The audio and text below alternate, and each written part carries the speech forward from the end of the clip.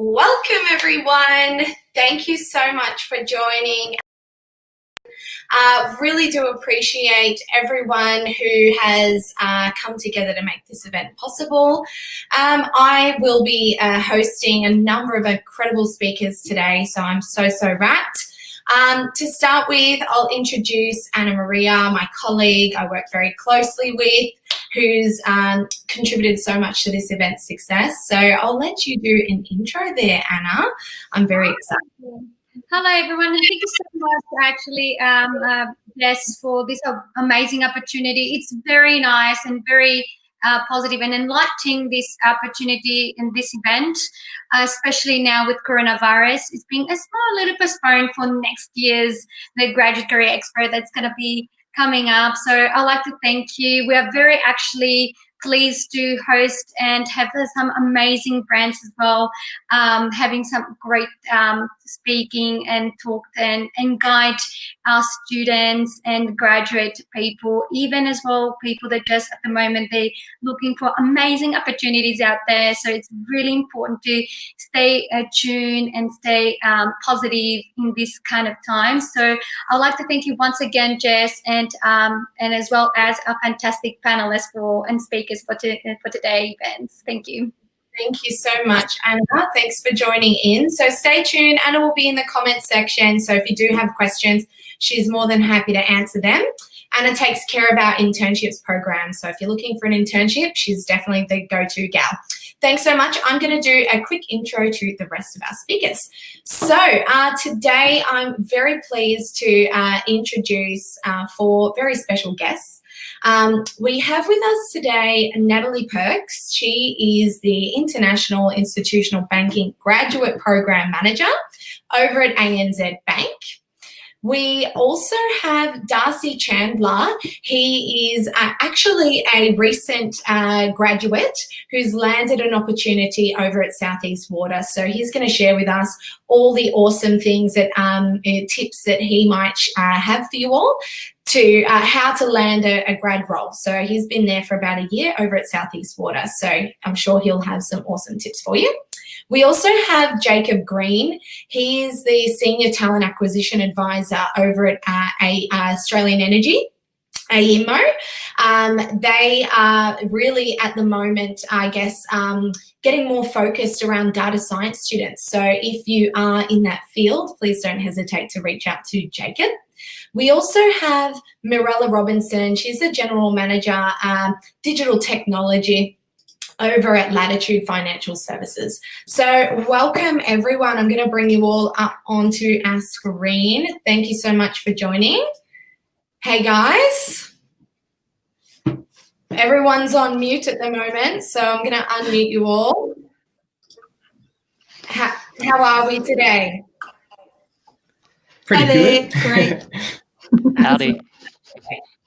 Howdy.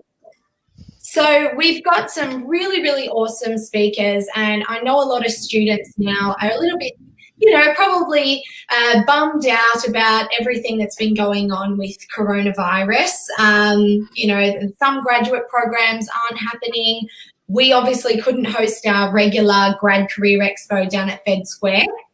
So today we're just going to take an opportunity to give some tips for students to get prepared for next year. So I might start with maybe Natalie, if you wanted to just talk us through what is your hiring process there at ANZ Bank?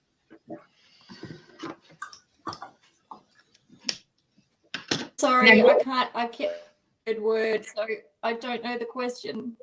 That's all right. I'll repeat the question, not a problem. What's the standard hiring practice over there at ANZ? Okay. For both internship and graduate programs, we have an online assessment where to complete an application form, and we do ask sort of more information and thought to that. And then from there is completing an operational personality questionnaire, as well as doing the online assessment. And then from there it's sort of filtered out and we benchmark as to what we're looking for. And then it goes through our recruitment team, so our talent acquisition specialists, to do first round filter, and then the video interviews to me. Amazing. Are you doing video interviews now more so than previously, or had you always been doing those video interviews as a part of your standard practice? I think she might have dropped out. That's okay. Maybe we'll move over to Mirella Robinson. Did you want to tell us a little bit more about your grad program over there at Latitude Financial? Sure. Actually, we have a similar process to ANZ with our assessment and so forth. We have, and our intention is to continue as we have meant this year into next year. So we have smaller number of positions, and we have locally here in Australia a couple of positions, and we also have New Zealand. So we kind of look across both those two parts of the world. So, and New Zealand has very much opened up a bit more now, but we do the same process. So we do have an online assessment. We filter applications and go through our talent process with our recruitment teams, and then we really very much involve our emerging and leaders in a process of assessing the types of people that come through. So we do spend a bit of time. I know there's some emphasis. I work in the digital and technology space, so I pretty much have a keen eye out for people working at the moment in engineering, and probably similar to other areas around data. Data is a key area for us as well. So. Big focus that's been the hot topic actually for all of you panelists. So yes. And what about you, Jacob? What's the standard practice there at AEMO? Are you guys having to change this practice to fit in with coronavirus? Are those interviews still happening is probably a good question as well. You're on mute there. That's okay, not a problem. Just repeat. Sorry, can you hear me? Yeah, beautiful. Definitely COVID has played a big impact into how recruitment is done across the board for many companies. For our graduate program, we used to rely heavily on assessment centres where we would get a group of graduates together, multiple sessions running through trial questions, interviews, and questionnaires on the spot. Obviously, not quite the climate that we can do that anymore. So everything is now virtual, much like the rest of our recruitment. But honestly, candidates and managers within the business have taken to it really, really well. It has allowed processes to move quite quickly because people can be a little bit more readily available for interviewing, and the technology is there. I mean, the fact that we can have this session today and we're all joining from different locations, that's just proof that this is the way recruitment will continue well past COVID. Amazing. Yeah, I definitely think it as much as I do miss being able to meet people, I guess the blessing is you can just go straight from meeting to the other meeting, and you can have a number of interviews in a row, as opposed to, previously if you're in an office building, you obviously don't really always exactly want the candidates to kind of see each other. I find I prefer that they feel a bit more comfortable, less nervous, I've found. So it's really nice to be able to jump from interview to interview. And I find that the students tend to be very comfortable at home. One thing I would say for those students that have been attending to a lot of our video interviews, I know Anna Maria has been doing a lot of those, would be they should be treating it just like any job interview, right? And kind of dressing up. And we have found some aren't. So that could be my hot tip for those of you who have got some video interviews coming up. Maybe you'll have some after this event with some of our panelists. If you submit a resume to any of these organisations, you may be chosen. I would definitely recommend keep it nice and professional for that interview. Now, we've also got Darcy with us. Darcy is actually not a hiring manager, but Darcy is I guess, a living case, success story of somebody who went out there, had a plan, and got the role. So tell us your story there, Darcy, and how you managed to get into a grad role so quickly. Okay, so hi, my name's Darcy, everyone. Obviously from Southeast Water, as the label says. Essentially, the way I've stumbled across the kind of opportunity to work at Southeast was through the RMIT job portal. So there's a job portal that your unis usually have that's kind of, they don't advertise it as well as like it could be. So sometimes you find like really like quite a few jobs just on there for graduate positions. So it kind of filters down that search just for like graduate positions, which is really handy. So I applied for a couple of jobs through that, and I ended up landing the Southeast Water one. So the way the Southeast Water graduate, it works a bit differently to how other companies do the grad program. It's a 3-year graduate program. What is that? Years? That's got to be. Yeah, it's quite a while. But, don't they? it's quite a while, but the reason they want that is for a lot of the engineering students and a lot of the IT students, they don't want them to be just kind of one trick. Like, they don't want graduates that are kind of in that one area. They want kind of more multifaceted kind of graduates who have experience in multiple different areas of the business. And that allows them to then firstly go communicate with other parts of the business a lot more effectively, because they already have that established kind of, that they already know you sort of thing, and it's a lot easier to communicate with them.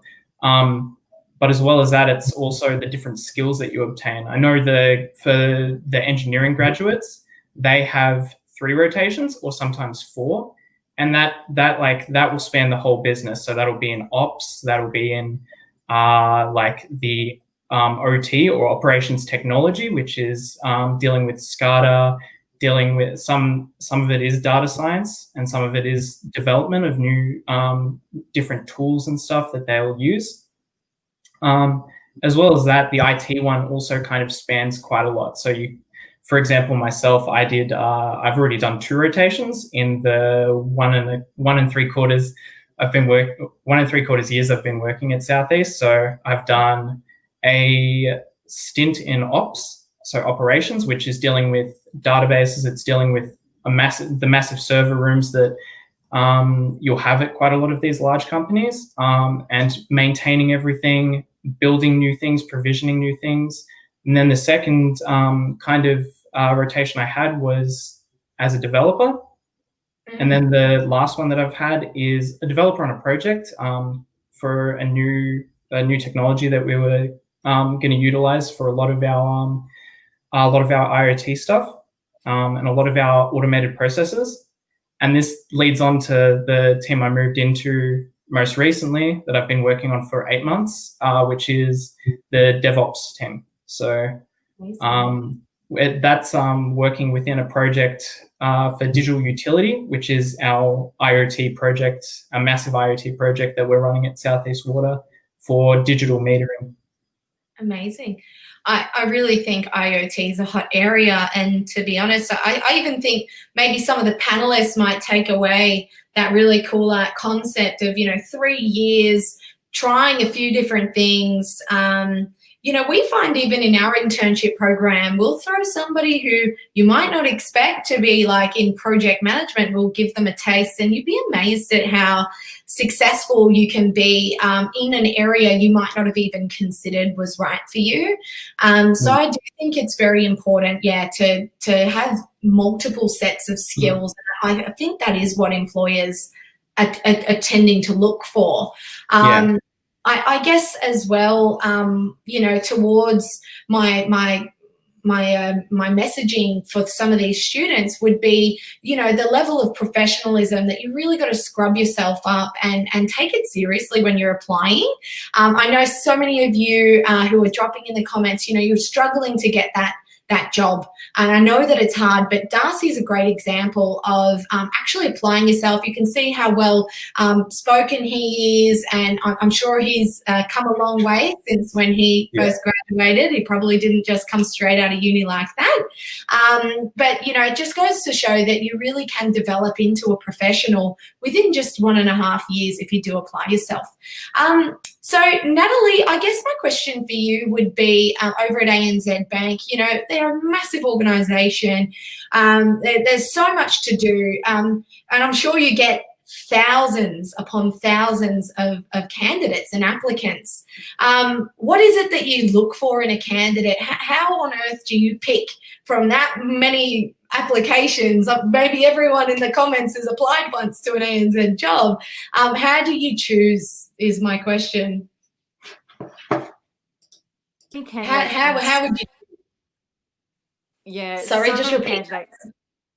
So many candidates bring different skills, and some of the things, I guess, some of the characteristics or values that we look for are curious minds. We always want people to be curious and passionate about what it is that they're doing, and that's a really hard thing to demonstrate on an application form.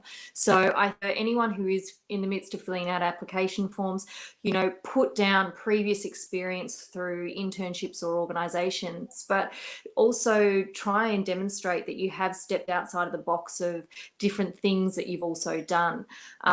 One other thing that we are really looking for is people who are quite humble, people who are very, very happy to get their hands dirty, who are resilient, who demonstrate that growth mindset. And in one question I know that we ask is along the way is, you know, what's been your biggest failure to date? Because failure is okay. And one of the things that ANZ is really promoting is, you know, fail fast. So if you don't do something right, learn from that and then move on, and that's okay. So, you know, it's those types of really human attributes that we're looking for. Amazing. It's really interesting when you do see so many different types of talent. I'm sure there at ANZ you've probably seen every type of resume that could exist, and everyone has a unique way of doing their resume. Do you find that those that really have a bit more of a targeted approach and they do their research, do they tend to come off better? Is there a type of CV that would make you go, wow? I'm a big believer that there's 4 key traits to getting a job. I call it like my 4 secret pillars to landing a role. Education, you know, your education would cover qualification, certification that's relevant to your field. Industry experience. This could be an internship, it could be a job, something that's in your industry, right? Yep. Your resume, which I believe, I'm a big believer and advocate. I know I sound biased because we do offer professional resumes, so I get it, but really it just baffles me that people wing it with these free online templates, and they're engineering students. They don't really, maybe writing is not their forte, or I guess everyone could use room for improvement on a CV, even executives. I've written many resumes for very senior people and tend to find people, the most successful people, they usually invest in getting a professional resume, and usually it's the ones that need it the most that maybe don't think it's that valuable, which is interesting. And I don't think the career hubs at any uni are going to get you the dream CV. And the 4th pillar, I guess, as well, would be your interview and behavioural skills. So that's, you know, mannerism, how you speak. Not everyone's the same. I don't expect students to all be confident and outspoken. I don't think that that's a perfect representation of a good talent, right? Everyone is unique, but just being the best version of yourself and having that confidence without, you know, having to be somebody else, I think is important. And that is something that we absolutely during the digital interviews, you know, be your genuine self, because, you know, if you can show a bit of humor, if you muck something up, it doesn't matter. I know I've seen people who have completely mucked up a question and then they've laughed at themselves and they said, oh, hold on, give me 2 seconds, I'm going to bring myself back. And they can really sort of refocus themselves. And to me, that says so much more than just the robot type answer. So I think when you're doing your digital interviews, keep that in mind. But going back to your CVs, ANZ has trialled something the last 2 intakes, is actually not having CVs to look at up until the very, very, very sort of interview day. So that's something that we have been trialing, just to increase that level of diversity of what we're looking for, because you know, even though you may have an IT degree, you might not think that you're suitable for, in my area, institutional, but we're looking out for that. Engineering students, all of that, we're looking for that and that level of diversity. And I think by not having that CV for us is something that we're trialing. It has worked. It's been really good. I think, Jacob, you mentioned that you had some horror stories and some positives, like standing out. Is there any person that comes to mind, or interview that you just could go, oh, this is an example of what not to do? It's hard, you know, when you're a job seeker and, you know, you go through applying for multiple jobs and interviewing, you know, it does become really, really stressful. And I had a case recently where a candidate applied for our graduate program, and by all counts, this candidate had the goods. They had a perfect CV, a very relevant internship, great GPA, had proof of their transcript.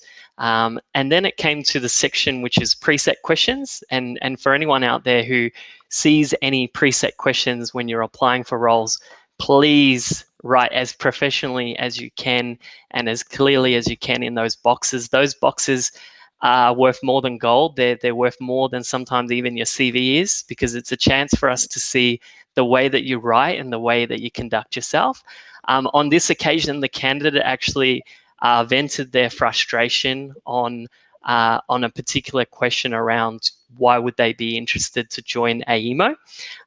They questioned, what's the point in asking this question?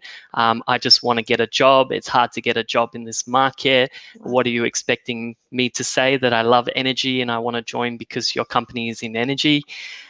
There was a lot of pain in that comment, and I was very quick to want to, you know, kind of move away from that candidate. But I shot them a message to their email, and funnily enough, he responded pretty quickly to apologize and said that it really has been a hard time, you know, during this job seeking market. But he also acknowledged that under no circumstances should you vent your frustration in a job application.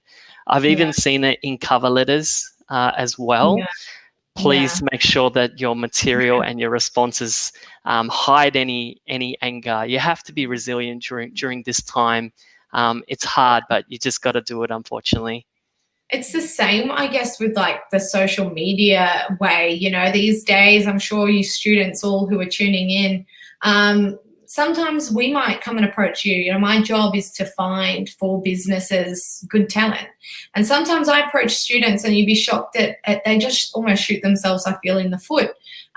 Because I might say, you know, I have this opportunity. I would love to have a discussion. They say, just send it to my email, or something that's like kind of sometimes rude.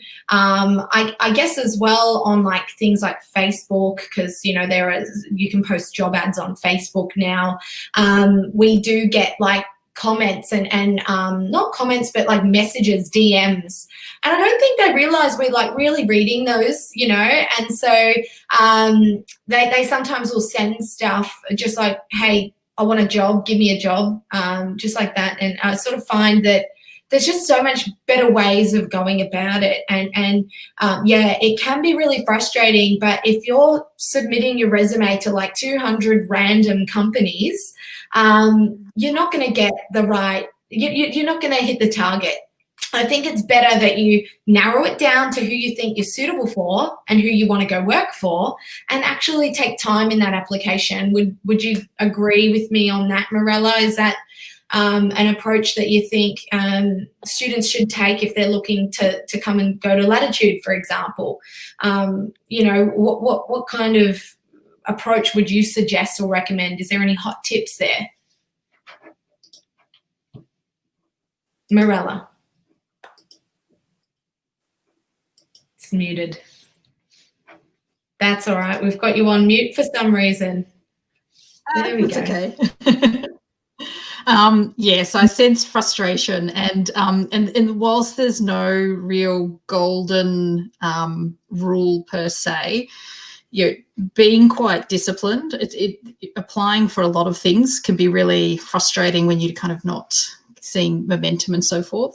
At Latitude, we are looking for definitely for personality, as well as because if I kind of put the skill set aside, it's that your passion and interest for the area that you've studied in, and showing how you've used that. And it might just be you know, for a significant role, but it might be in something you do to continue your learning and your practice of your craft.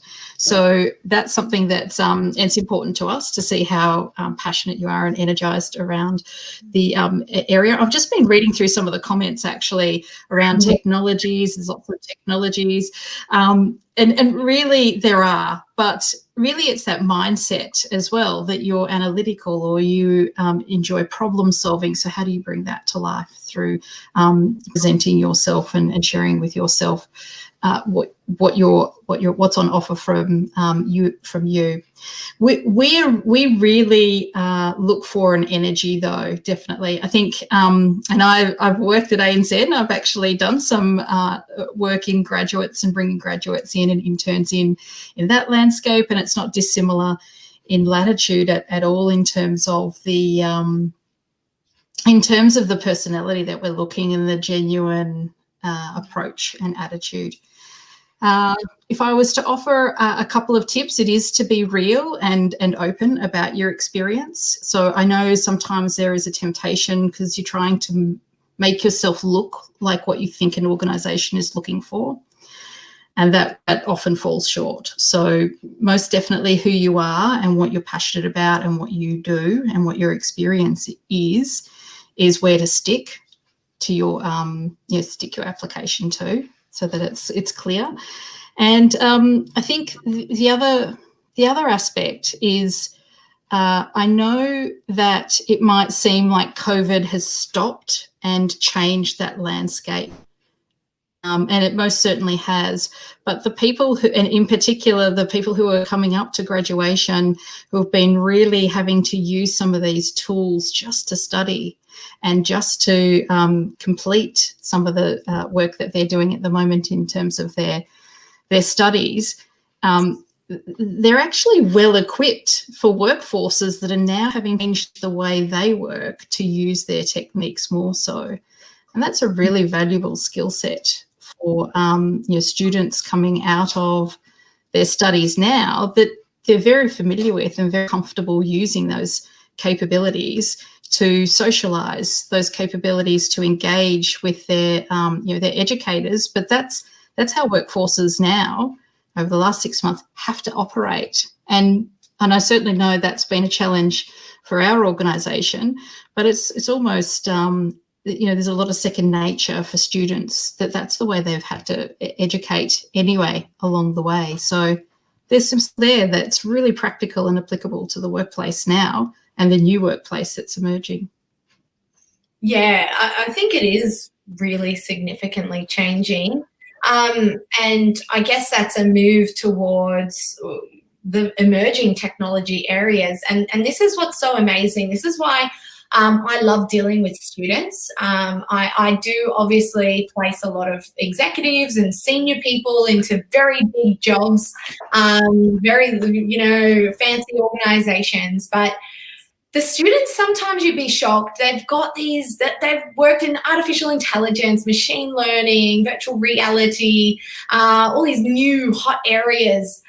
which we're really focused on developing. Over at Reesby, we've been working so hard. We've got, 5 major projects, one in IoT, one that's machine learning AI, that's like, you read thousands of resumes in just a matter of seconds. It reduces bias. It's crazy. So, we're moving towards that concept of, not necessarily not having a resume, but maybe not having to judge the resume the way we normally as a human would. And that you'd be shocked at the different outcome, like what people populate that you wouldn't have thought is suitable, and suddenly you're like, oh wow, this person really is a perfect match for the role. And Darcy, you're in an area that's, I guess I would call emerging tech. At IoT, it's been around a while. Yes, we've got an IoT meetup group, so anyone who wants to come and get on board with that, we run regular events. But Darcy, what do you love about the IoT space? And is there any other hot tech areas that you think are going to be the next big thing? Yep. So at the moment, I'm working directly on the IoT project for Southeast Water. So I don't know. It's really pretty exciting stuff when you can so from my end, I'm in DevOps, so I don't directly deal with the actual meters and stuff like that. But I have to deal with how that data gets ingested, how all the back-end stuff operates. So all of the heavy lifting stuff is done through our team, so we have to deal with it quite regularly. So it's really, really, really, fascinating seeing all this data flow through, seeing all the meter reads flow through, and then that feed automatically into other parts of the business, like Salesforce, like the OT team, being able to utilize that data to actually see on the property if there's a leak or something, they'll see a spike within water usage. So then they can, track that and monitor that for a certain period of time. And then there's automation even behind that allows you to actually see, okay, well, this has been going on for quite a while. There's been quite a lot of usage of water. Now we can actually, go inspect the property, see if there is an issue here. It's really, really, really fascinating just seeing how all of this stuff can flow through and just automate all these processes that, if we didn't have them, it would take so much longer. You'd have to go out to the property, have someone read the meter manually, and then they'd have to feed that back through to other systems. There's a lot of archaic systems that we used to use, but now we're using a lot of this stuff. So it's just fantastic, So that's probably the part that excites me the most, is just how much you can automate the business processes off of this. But the part that the emerging technology that I'm most excited about and I see a lot of potential in is just having applications and a lot of the stuff that you'd normally have run within the business, instead of it being this monolithic application that is all in one part. And if, as soon as it breaks, you have to go investigating, okay, what part's broken? What area of this is causing an issue? Having everything in microservices, tiny little services run as one holistic application, having them all in tiny little parts allows for quicker identification of issues or areas where you'd go, okay, you'd be able to see, okay, the data factory or the data gateway allowing that data to transition into our cloud system, that part's broken, or something like that. There's just so many different, it just allows myself to do my job a lot quicker and identify issues and fix things when the application's in these separate parts. And a lot of the time it allows you to optimize and run things a lot quicker because you can fine tune those parts. Yeah. So that's definitely where I'd say the emerging, a lot of jobs will be within DevOps, because it is a space where you have to be multifaceted, have that operations and have that dev kind of background. But it allows companies, I know, for example, Netflix, their whole system, everything they run on Netflix is a microservice pretty much. The whole, from when you click the button to log in and view, it's all tiny little microservices. And that's why it's able to be so quick a lot of the time, because it's got everything feeding through into different parts of the, maybe that's what we need to arrange for our system, because there's so many resumes you have to pass. It's just the amount of data. You do have to really break it down into chunks, or you could be sitting there for quite a while for your results to populate. And it's interesting. I just realized, we've got two that are kind of more towards the finance sector, money, corporate. And then we've got Jacob and Darcy more towards sort of utilities, energy. And I know a lot of students are going to be here in the comments, they're dropping a lot of comments talking about, civil engineering, mechanical engineering. And so many people always ask me, you can see the background of the picture behind our speakers. These are photos from our event that we run every year. This is what, this event is just a small taste of our actual career expo. Couldn't do it this year because so many grad programs have been shut down, and it's just, businesses are focused kind of on retaining their current talent. In many cases, some are flourishing and growing and hiring. Others, it's a different story, and particularly for the grad roles, because it requires usually quite a bit of training and development. We're finding that businesses aren't taking as many now than maybe usual. Well, across the board, generally speaking, every business is unique. But what I've always been asked is, why do we have, like last year, for example, like Downer on one side of the event and then MyOb on the other side? You would think, what's the relevancy of the engineering and IT? And so many people always ask, like, oh, if I'm a civil engineering student, can I come? It's like, well, this is the whole point of bringing these two areas together, because I am a big believer of the smart cities, smart buildings, smart roads, autonomous vehicles. You need a mechanical engineer to work with the tech people. And I'm sure Jacob and Darcy, in your roles, you probably do come across at least people in your business, because probably some big companies there, but at least people in your business, they're tech, but they're meeting with maybe tradespeople or something of that nature. I call it like the, blue suits and then the steel cap boots. It's coming together. We're starting to see plumbers come to our IoT event, similar to Southeast Water, because they're doing all of this. They have to then implement that technology into the systems. So let me ask you, Jacob, dealing with these different transitions towards a smart city or smart kind of nation for Australia, if you look at Japan, they're completely building a city from scratch. Do you foresee there being problems in this tech world of having such old, outdated kind of infrastructure across our cities? And how can we make it smarter? And is it possible, or do we just have to abandon it like the ancient Greek cities and move somewhere else? What do you think? I think Darcy raised some really interesting points at the start of the session. Jobs are no longer stuck in one side of things. So if you're an electrical engineer at AEMO, yes, you will be working on the power system side of the business. You'll be working on the supply and demand of energy. But now it's about, well, how do we prepare for the future? How do we prepare for the fact that people have more solar panels at home? There's solar farms, there's wind farms, there's so much more different sources of energy.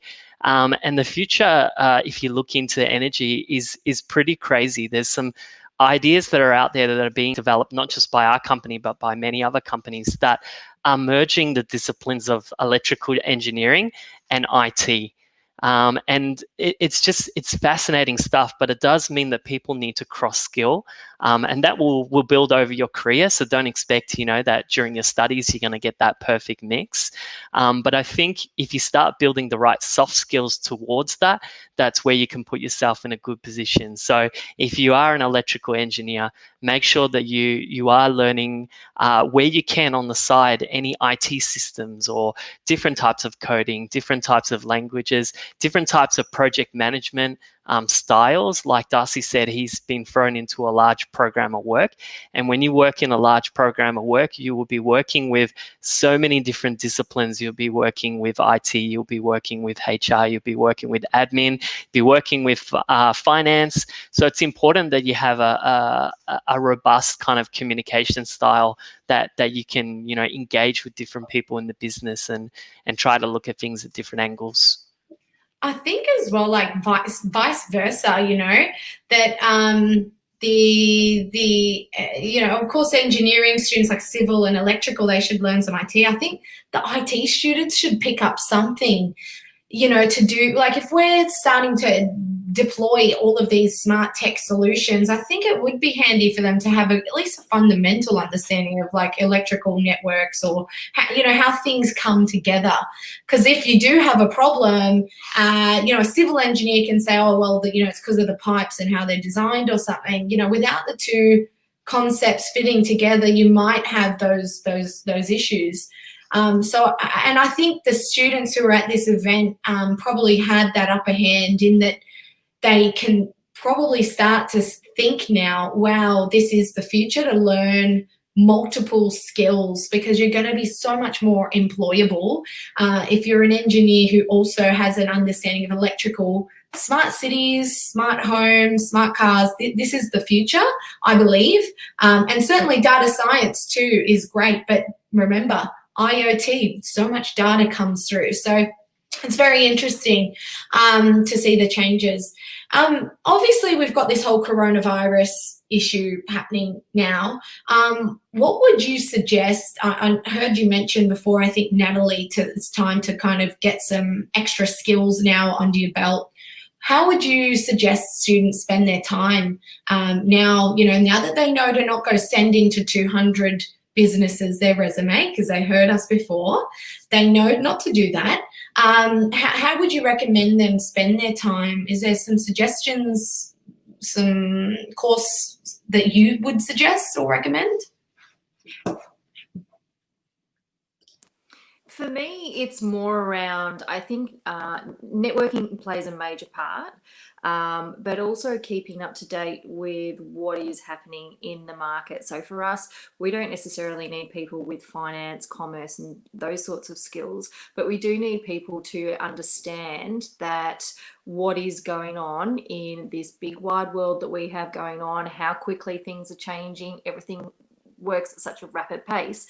So it is looking at the financial review every day to see what is happening, not just in the finance industry, but our industry touches so many clients. Like we have farmers and our agri-business, so we kind of need to know what's going on there, energy business, all of that sort of stuff. So they really need to be across a multitude of industries and activities which are happening. So to even talk to, perhaps you've got mentors out there, what do they subscribe to every day? What are they getting in their inbox every morning that keeps them up to date? And really looking at that material and staying on top of that. Could I add one thing here as well?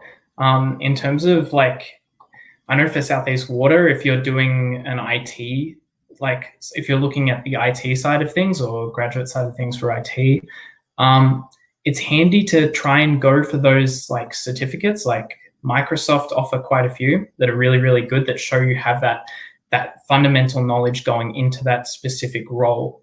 And then like you can obviously go and apply those skills to other teams as well.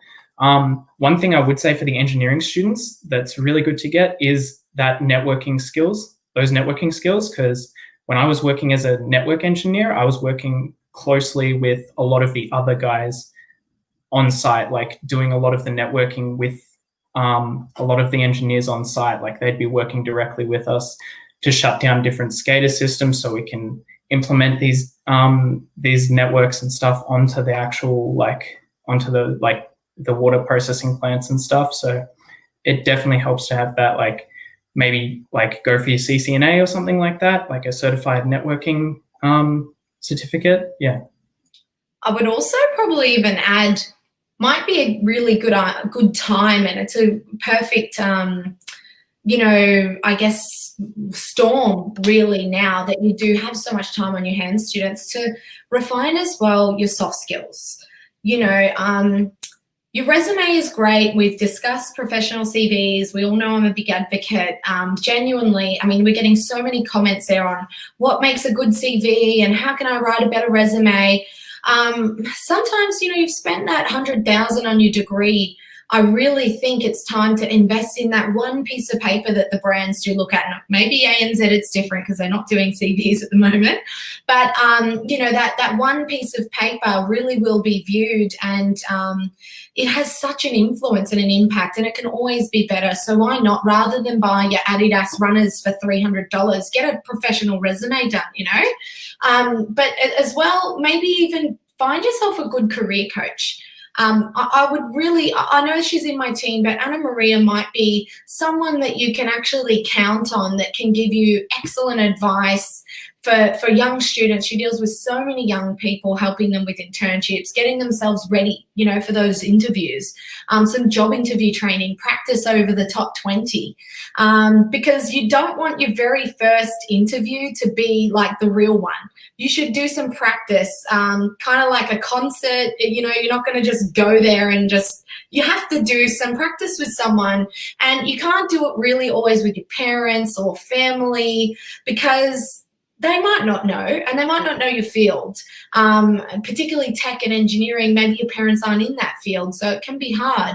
And they're not going to give you sometimes that hard truth that we all kind of need, you know, that bit of like, well, you know, you do tend to fidget a lot, and these little things that actually have a really big impact.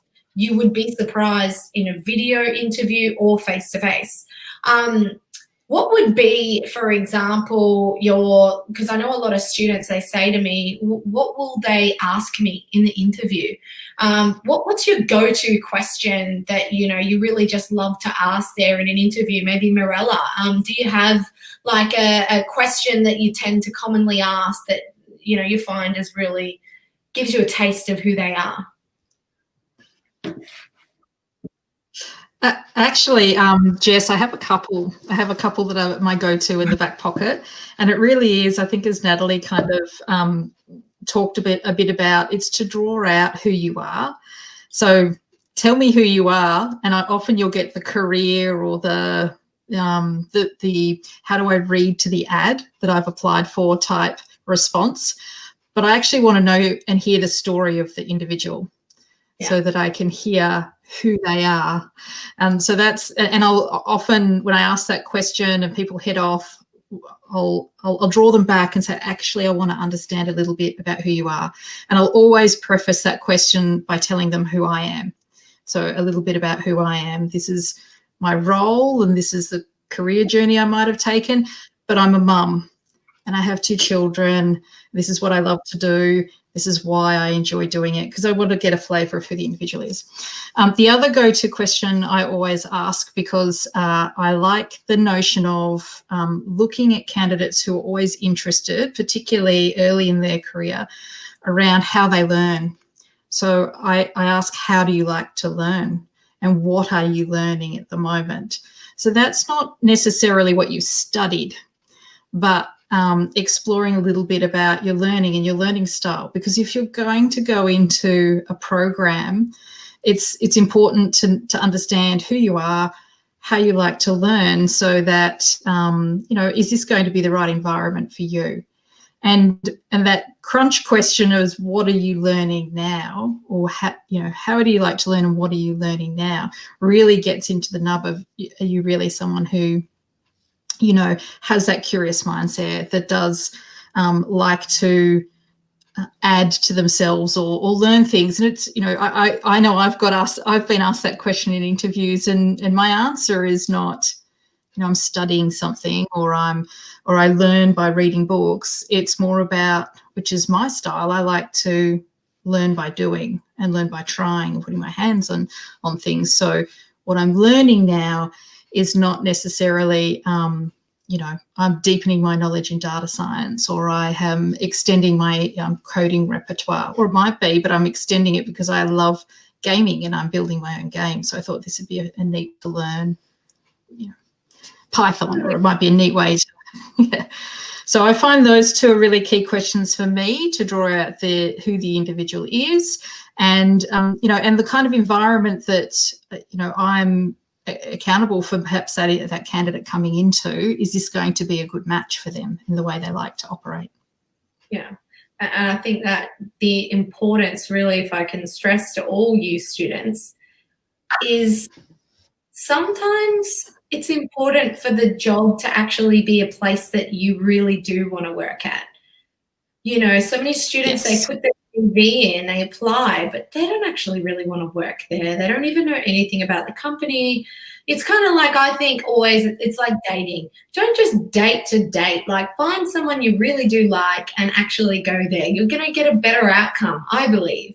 So, so many students, they don't do their research, or they just really want the job. They're not actually asking, for example, they're not asking, Jacob, what is it about AEMO that, why I should, what would be the best, selling point, or why students should join you? Not in that way. You wouldn't ask it like that, but, what makes the culture of AEMO and at ANZ, for example, so that you get to know, is this a match for me? Match. Right? The last thing you want to say. I can hear. And I can hear Darcy. Like, I'm sitting here, Darcy, I'm loving listening to you. It's clear there's a match there, and that you're really enjoying what you're doing. But more importantly, you've taken your degree and your learning, and you're just exploring and taking it further and taking advantage of the environment. But it's a good match. It's a great match. You can hear it in your experience. Yeah. Thank you very much. Yeah, no, it's I think it's one of those things as well. You've got to be open to learning new things. Like, a lot of the time, like, that if you are going into one of these grad programs, you will be rotating around into different teams. And they'll expect you to be kind of, like, a lot of people, when they get into the first team, it might be something they really like, and it might be something they're really passionate about. Like, that was for me, infrastructure. But then I moved into the development team, and then I obviously moved into DevOps, and I'm so passionate about it now because it's something that combines two things that I'm really passionate about, and it's just it's fantastic. But it's definitely that willingness to, like, learn. And, like, when I first applied for the position at Southeast Water, I did quite a bit of research into the company. So, like, I looked into, like, stuff like their SLAs and, like, their culture. Like, you go on their website and you have a look around, you read up on the projects they're doing. We're all very impressed by you, Darcy. But students should, you guys learn from. You should, I'm going to get on some question sessions, mate. For real, these students. I'll ask them sometimes. So, what do you know about Reesby? And they just they just click on the home page and go, "Yeah, it's legit. I'm going to go work there." Like, do your research. Yeah, it's well, that's the thing. Like, and if you go into that interview and you think about just maybe one or two questions that are, like, really good questions, and you find the right time to ask them, it's like sometimes it'll just stagger the person. You're like, I know when I went for my interview, I asked a question about SLAs and how that applies to, like, how are you applying, like, when you have, like, a overflow at a property or something like that, or you have something that causes an issue, because sometimes you get the sewage that will overflow, like, out, and you have an SLA around that. I said, have you got any measuring tools, or, like, some IoT device that you're developing that may help that? I saw you were doing your digital meters, but have you thought about, is that something you're exploring? And, they're just like, well, wow, I wasn't expecting that. So, yeah. Gives you that upper hand. It really does. Jacob, I wanted to maybe get your input there. Obviously, you can see, Darcy's really, he's done his research, and I'm sure you would be impressed as well when students, they do their research on AEMO. Have you, for example, ever looked into a company so much? I mean, we all as well, we have worked in places, and maybe turned down a job. Has anyone here, seen it, or maybe been given an offer and been like, it's not really for me? And what would you recommend to a student, how to respectfully decline a role, and what you might do to make that decision? Yeah, it's a hard one because, you know, if you're applying for a lot of roles, you might not have capacity to really deeply research the company and the role that you're applying for. So I think it becomes a little bit of a balancing act. So say in your week, this is the way I approach it personally. So if in 1 week I'm going to apply for, say, 20 positions, I want to make sure that at least 5 to 10 of them are really the best they can be. So I've researched that company. I've tailored my cover letter to talk about the selection criteria that's listed in the advert. I've stalked whoever I think might be the recruiter on LinkedIn and shot them a hello. And then the remaining 5 to 10 applications, they might just be your more, you know, you're shooting them out with the best of luck. So I think it is a balancing act. Sometimes, though, you don't need to become an expert in that company. Instead, focus on that industry. So Southeast Water is in the water game. It's in the utilities industry. Just learn utilities overall. What's going on in the utilities market at the moment? The reality is that there's so much information online that I don't know anything about water, honestly, in my role, because we don't deal with it. But give me 30 minutes, I reckon I could find, you know, some really useful stuff, so that when I interview with Darcy, I can go, hey Darcy, I know that you guys are working on this project at the moment that the government's put in place. You know, you want to talk about what those recruiters and what those people in the business are actually doing at the moment. So, you know, do research about what projects are going on, do research about where the industry is going. That's more interesting than learning about the company.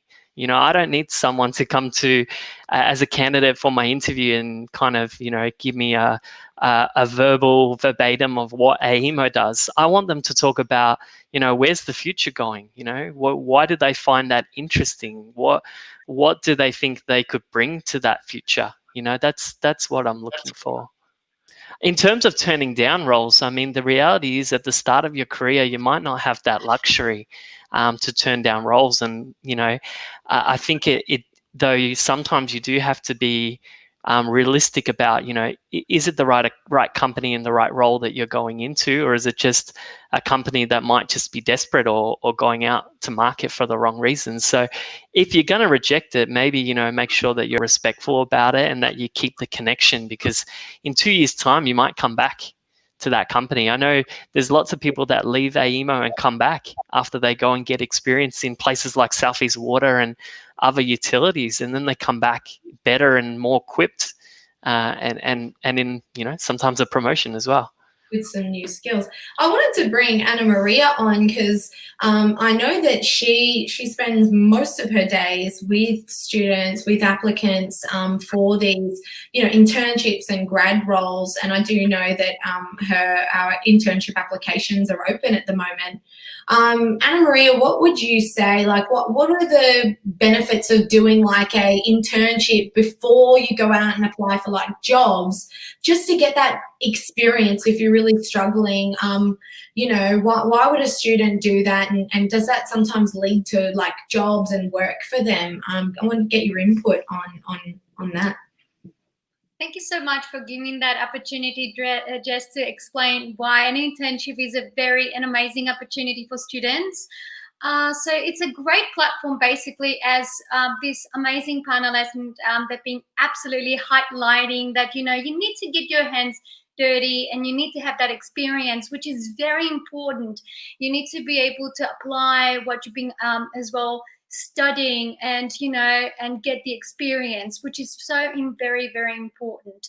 So university is an amazing opportunity that you do all this great theory, but when it comes as well experience, you're definitely going to be needing as well an internship opportunity. So that's why it's very important before you applying to any graduate role or any, like, you know, internship opportunity, do some research. As very correctly you know, Jacob and Darcy, they mentioned, who is that organization and what is actually the project that they're working on and what is the future? I could not really agree more with Jacob. So thank you so much actually for highlighting that. So it's important to show that you're passionate and you're driven and, you know, you're willing to learn, which is the most important thing that you'll be able to succeed and go for an internship. If you're showing that you're very excited and you're eager to learn and do things, definitely they'll be able to take that on board. Yeah, I think an internship is a good way as well to just see if that career is like what you want to do. You might have done a Bachelor of IT or engineering. You might not have exactly specialized in a particular area. So you can do 2 internships, you know, try a few different organizations out and see what works best for you. Maybe it is a startup, maybe it's a big corporate organization. So I think, you know, internships are a good way to as well upskill whilst like learning in a practical sense. There's nothing worse than starting a job in your first 2 weeks. You can't, you know, you can't do the job. You know what I mean? So that we find really interesting. Mirella? Jess, I've had a couple of interns over the last couple of years, quite a few interns actually, who have been trying on technology because they're studying technology, but really rolling up their sleeves and trying something on.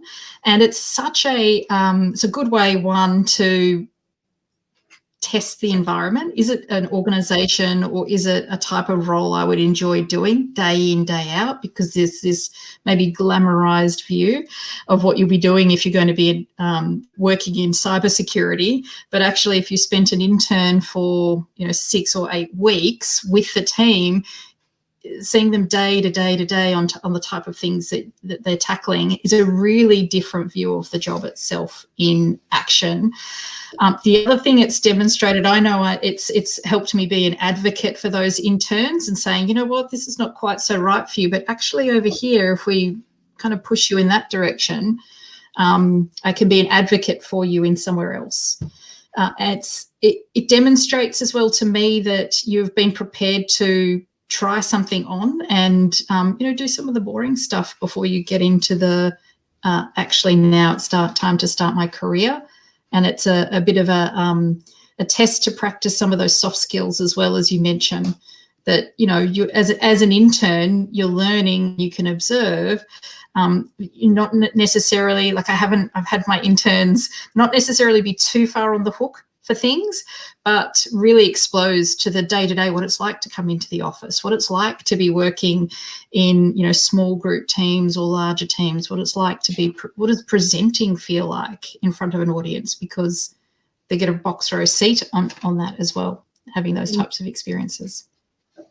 It's a really good way to taste test different things. And I love the fact that, like what Darcy kept mentioning there, that to move around, try a few different things is good. You can do the same with with internships with organizations as well, not just within a company. Sometimes a company may have a very limited amount of different options for you. So trying different industries could have a big impact. Maybe you don't like utilities, you love banking, or maybe you love banking, you don't like utilities, like as an example, or any other sector. Maybe marketing is where you want to go. There's so many options. We are at 5:01, and I'm aware that everyone, really probably does have a busy schedule. But I guess I wanted to, did anyone want to add anything to the audience? Yeah, Jacob's putting his hands up. Darcy, and just to sort of round things off for some tips maybe. Can I do myself give a real speed answer to some of the questions that are in the comments? Yeah. I'll do my best to be efficient, and anyone can jump in to dispute or add to my point, but this is all just in my opinion. If anyone wants to chat further about your questions, please send me a LinkedIn message and I'll catch up with you across the week. But the first one was about the AEMO program and where the status is up to at the moment. I will be sending updates on this program tomorrow before the weekend, so keep your eyes out for that. In terms of international students, there was a lot of comments around being hard to get into graduate programs. Honestly, it can be really hard to find a graduate program that will allow international students, in my opinion. And the reason for that is a lot of graduate programs offer a permanent position. And what that means is that even though the graduate program, so say the AEMO graduate program, goes for 3 years, but actually past that 3 years, you are still employed by AEMO as a permanent employee. So unfortunately, we can't offer anyone that has an end date on their visa. So that's just a bit of an explanation as to why. And unfortunately, you do have to look at the fine detail on grad programs to see if it's relevant. There was a good question about attributes for graduates. I think, you know, soft skills and your resume and all of that was discussed today is really, really important. Presentation skills, Excel, Microsoft Office, all of those things you can do short courses online. If you do it, make it heard, put it on your resume, put it in your cover letter, put it on your LinkedIn profile, get it out there. There's no point doing it and not saying that you've done it. Data engineers, there was a question about data engineers in the utilities section. 100%, it's a growing space. It's a really good space to get into in your career because data is the way of the future. You can, you know, get, you know, opportunities that might not be a data engineer, but a level below it.